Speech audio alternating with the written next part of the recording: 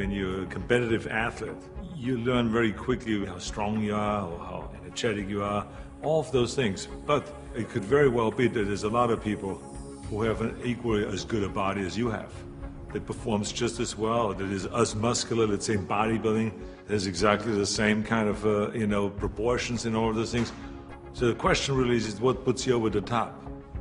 It is the mind that really creates the body. It's the mind that makes you really work out the 4 or 5 hours a day.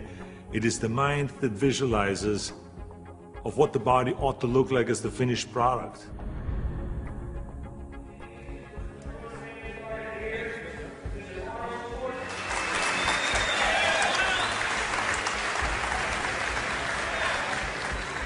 Hello everybody. For the last 2 years, I've been doing exhibitions like this all over California in various institutions, in prisons, in hospitals and so on. And I've been having a great time, and it's a very satisfying thing for me to do, to spend one day every month to come to one of those places and to help the guys with their training and so on. When I used to do seminars on how to become a champion, I would always ask people, why do you want to be a champion? Or what do you want to accomplish? Why are you training? And they will, if a guy will get up and he will say, well, I want to train because I think that if I get muscular and I feel like I'm getting the kind of definition, then I maybe can enter a bodybuilding competition. I said, sit down. I said, if you think this way, you're going to be a loser. You're never going to make it because there's no maybe. You got to get up and say, I want to be a champion. And I do whatever it takes. The amount of hours it takes, the posing, the this, the that, the visualization, looking at training footage, looking at motivational books, reading this, reading, whatever it takes, I would do. That's the answer I want to hear from you. You can detect right away those that are going to be shaky and that will fall behind and they will not go all the way, and those that are very hungry. And that hunger you have to develop because you have to create a goal for yourself, whatever that may be, a short-term goal and a long-term goal, and you got to go after that. And if you do not see it, and if you do not believe it, who else will?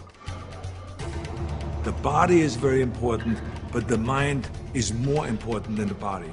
You have to visualize what that body ought to look like in order to make it win, because that's what creates then the will that you need to go to the gym every day.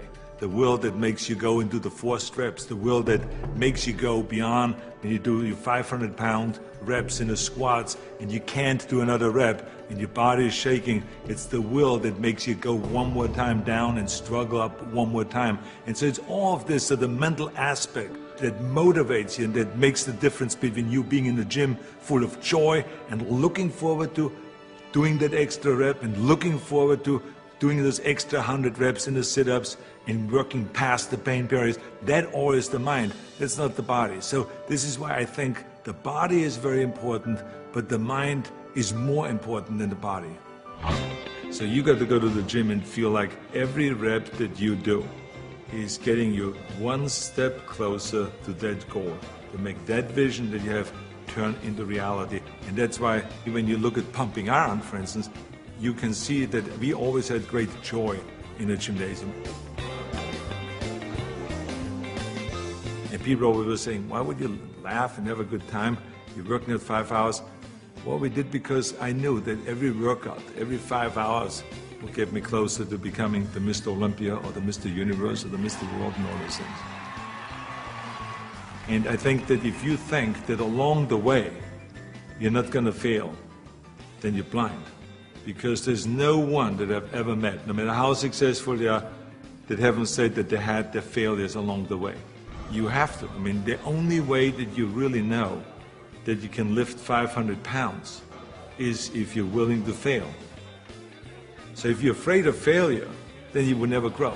The people that grow the furthest are the people that really don't care. They fail or they make it, they're going to take that risk because that's what you have to do. I think what we learn in sports is very helpful to anything and everything else that you do in life. So now you apply that principle to acting. And you say, well, wait a minute, I put 5 hours in every day in working out, I did my posing 1 hour a day, I did my stretching and the this and that, and all of those kind of things. So now, let me apply the same thing to my acting career.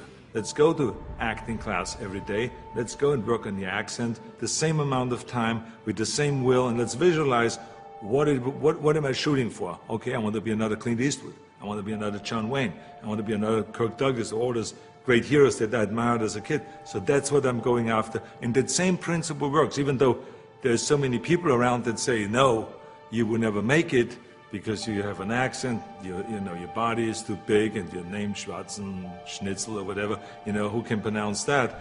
But you know, it doesn't matter if anyone else knows and if anyone else believes in it, but you know. And that you know that that principle of visualizing yourself as a star will work, and all you have to do now is go towards that vision. I've retired from bodybuilding in 1975, and I signed a series of Conan movies. Here I was, big studio behind you, budget $20 million, of course, which was in those days is an equivalent of today, $150 million. I was going to Australia to be a judge at the Mr. Olympia competition.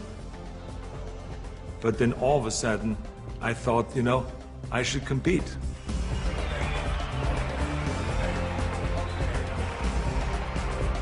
I think the competitors felt very disappointed.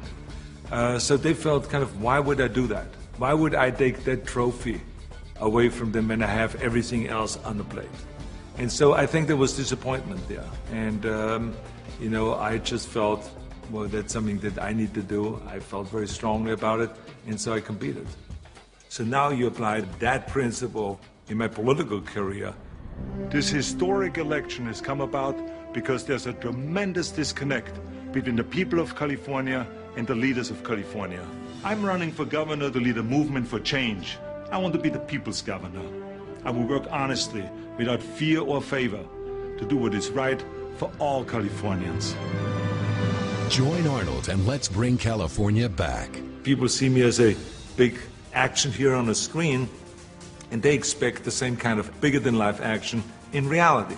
That's why in my political career, people always say to me, well, but this is politically risky to go and start, for instance, talking about prison reform.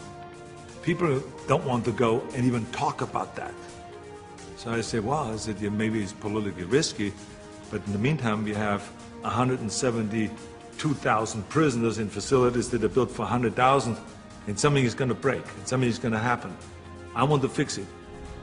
I feel very strong that I can bring people together. I feel very strong that I could unite Democrats and Republicans, you know, all of those things. And I knew exactly what needed to be done to turn the economy around, to bring jobs back, to bring businesses back, to reform, you know, workers' compensation, and to do all of those things. I knew there's certain things that we have to do to turn the economy around and to make people in California feel like that this is, in fact, a golden state. And true enough, after I have announced, and after I ran, and after I won, you know, all of the things that I've planned became a reality. I always use bodybuilding as an example for a lot of things that I do. If it is talking about the budget, if it's talking about the environment, if it's talking about prison reform, somehow I always get in my experience of what I've learned in bodybuilding and then somehow tie it in of what I'm doing today. I have learned a tremendous amount, and every day still is a learning experience.